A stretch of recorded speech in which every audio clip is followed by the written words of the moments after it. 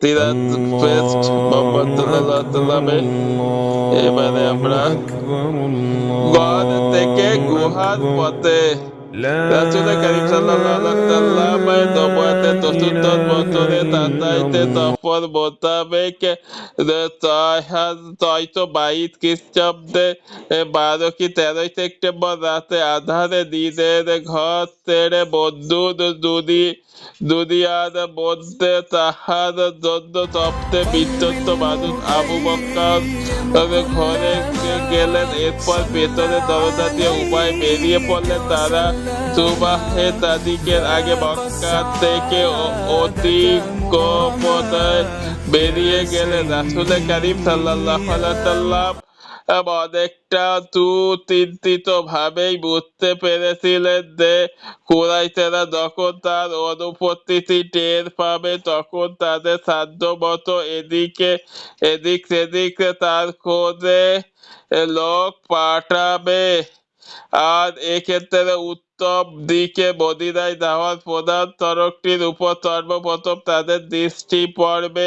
এ কারণে তিনি কৌশলগত কারণে উত্তম দিকে সম্পূর্ণ বিপরীত হয়ে মক্কা থেকে ইয়েমেনগামী দক্ষিণের পথ ধরলেন। এ পথেই তিনি প্রায় ৫ মাইল অতিক্রম করে সওয়াফ পর্বতের একটি গুহায় গিয়ে আশ্রয় নিলেন।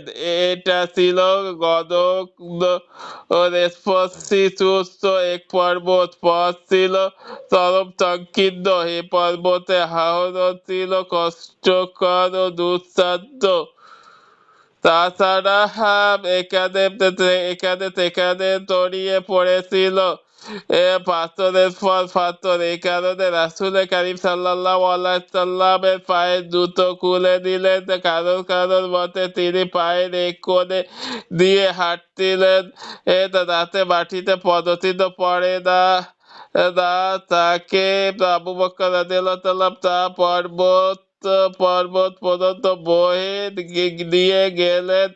এরপর দুজনেই ক্লান্ত হয়ে পড়লেন। ধীরে ধীরে এক সময় পৌঁছে গেলেন তখন পর্বতের শিখরে এক গুহায়। ইসলামের ইতিহাসে এই গুহার নাম গারো শহর নামে পরিচিত।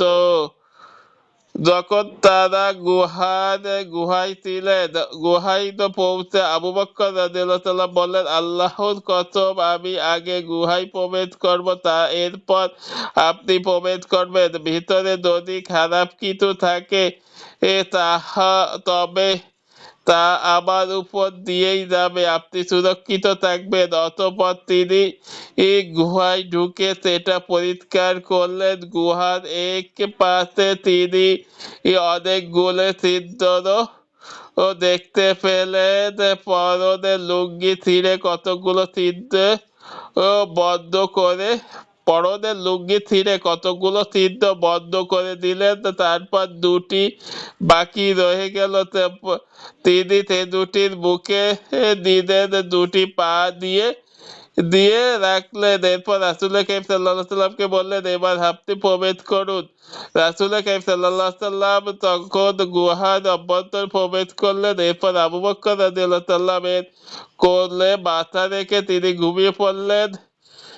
এদিকে গর্তের মধ্য থেকে আবু বকর রাদিয়াল্লাহু তাআলা এর পায়ে দংশন করা হলো, কিন্তু রাসূল করিম সাল্লাল্লাহু আলাইহি সাল্লামের নিদ্রা ভেঙে যাওয়ার ভয়তে একটুকুও নড়লেন না। কিন্তু যন্ত্রণার কারণে চোখের পাপড়ি বাঁধ ভেঙে কয়েক ফোঁটা তপ্ত অশ্রু গড়িয়ে পড়ল। রাসূল করিম সাল্লাল্লাহু আলাইহি সাল্লাম নুরানি চেহারায় তিনি রেগে উঠে বসলেন। কি ব্যাপার আবু বকর আমার? তিনি বললেন, নুরানি চেহারায় তিনি দেখে উঠে বললেন, বললেন, কি ব্যাপার আবু বকর? তিনি বললেন, এক সাপ আমাকে দংশন করেছে, ইয়া রাসূলুল্লাহ, আপনার জন্য আমার পিতা মাতা কুরবান হোক। তখন রাসূল কারীম সাল্লাল্লাহু আলাইহি ওয়াসাল্লাম তার মুখ থেকে সামান্য লালা বের করে দংশনে স্থানে লাগিয়ে দিলেন। এতে সম্পূর্ণ সুস্থ হয়ে গেলেন আবু বকর রাদিয়াল্লাহু। তারা গুহায় শুক্র, শনি ও রবি এই 3 রাত অবস্থান করলেন, আর আব্দুল্লাহ বিন আবু বকর রাদিয়াল্লাহু এর প্রতি তাদেরকে দেখতে যেতেন।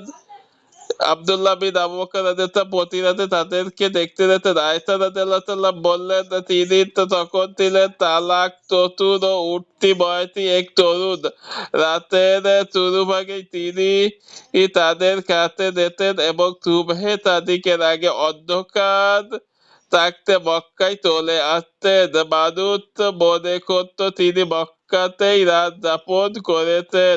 মক্কায় তাদের বিরুদ্ধে যে কোনো ষড়যন্ত্রের কথা শুনতে পেলেই রাতেই অন্ধকার গর্বে তাদের কাছে গিয়ে সে সংবাদ পৌঁছে দিতেন, আর তাদের দেখাশোনা করতেন আবু বকরের গোলাম ও মেষ পালক আমের বিন ফুরাইয়া।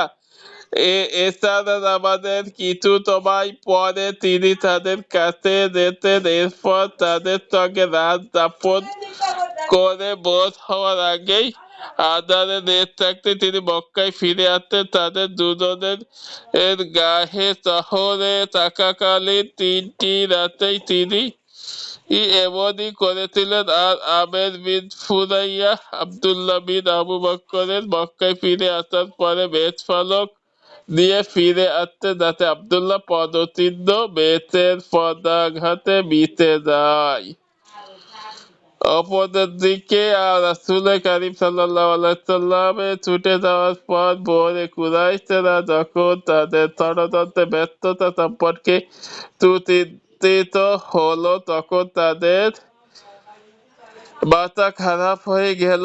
এই মুহূর্তে তারা সর্বপ্রথম যে কাজটি করেছে তা হলো তারা আলী রাদিয়াল্লাহু প্রহার করেছে। এরপর তাকে টেনে হিসে কামাই দিয়ে অনেকক্ষণ বন্দী করে রাখলো। উদ্দেশ্য ছিল আলীর কাছ থেকে তাদের খবর বের করা। যখন আলী রাদিয়াল্লাহু এর কাছ থেকে তারা কিছু আদায় করতে পারল না, তখন তারা আবু বকরের বাড়িতে এসে দরজায় খটখটতে লাগলো। আসমা বিনতে আবু বকর রাদিয়াল্লাহু দরজা খুলে বের হলেন।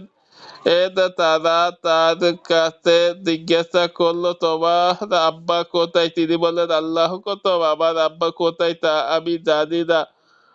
তখন প্রচন্ড খরিত আবু জাহল হাত উঠিয়ে অবুধ এই অসহায় বালিকা নিষ্পাপ ও কপলে এমন প্রচন্ড চর বসিয়ে দিল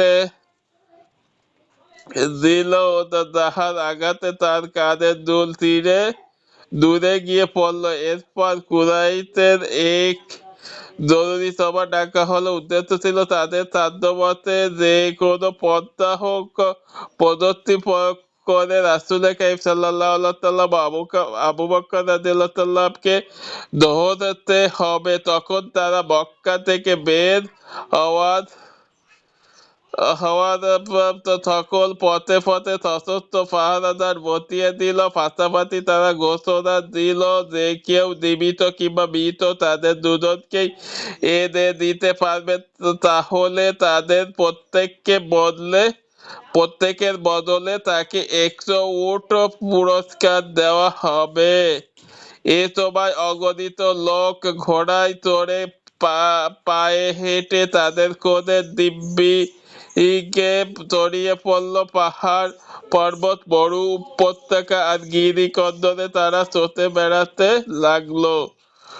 কিন্তু তোমার ছিল পণ্যোৎসব সবগুলি ফলাফল ছিল শুধু শূন্য আর শূন্য। যেতে যেতে তাদের একদল ওই গুহার একেবারে বুকে এতে উপস্থিত হলো, যে গুহার অবস্থান করছিল প্রিয় নবীজি ও তার একান্তই সঙ্গী আবু বকর রাদিয়াল্লাহু তাআলা। কিন্তু আল্লাহর লীলা কে বোঝে? ইমাম বুখারী রাদিয়াল্লাহু তাআলা ও হযরত আনাস থেকে রিওয়ায়াত করেন, তিনি আবু বকর রাদিয়াল্লাহু তাআলা থেকে বর্ণনা করেন, আমি রাসূল কারীম সাল্লাল্লাহু আলাইহি সাল্লাম এর সঙ্গে তখন গুহায় ছিলাম।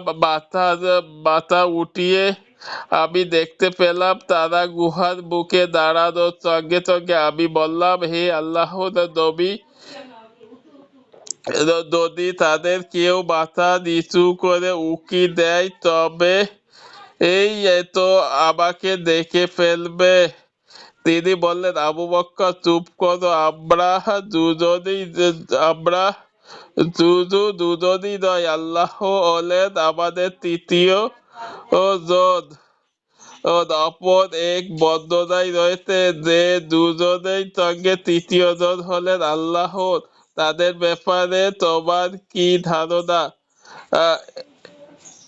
অপর এক বর্ণনায় আছে যে দুজনের সঙ্গে তৃতীয় জন হলেন আল্লাহ, তাদের ব্যাপারে তোমার ধারণা?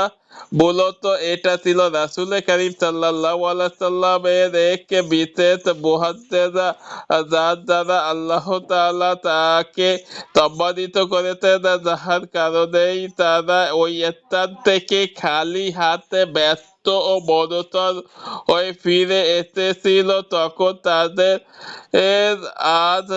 তাদের দুজনের মাঝে ব্যবধান ছিল মাত্র কয়েক কদম।